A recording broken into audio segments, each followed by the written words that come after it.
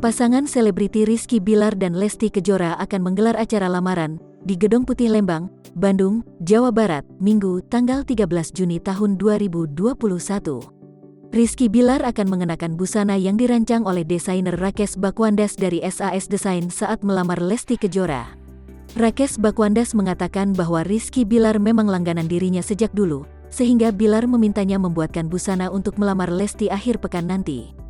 Karena konsep acaranya outdoor, kita sudah siapkan busananya sesuai permintaan Bilar yang maunya kasual, kata Rakesh Bakwandas ketika ditemui di kantornya di kawasan Tanah Abang, Jakarta Selatan, Rabu, tanggal 9 Juni tahun 2021.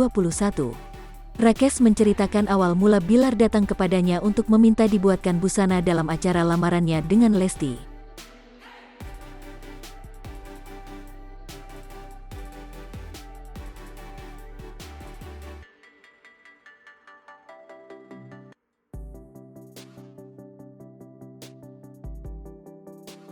Jadi dia, Bilar, pengen enggak kaku banget busananya, agak santai, ya smart casual lah. Dia sudah punya rancangan sendiri, dia visioner sekali jadinya ya kami buatkan sesuai permintaan, ucapnya. Jadi dia tahu busana seperti apa yang ia akan kenakan nanti di lamaran. Lebih ke konsep internasional sih, Lesti yang nanti akan pakai busana adat, sambungnya.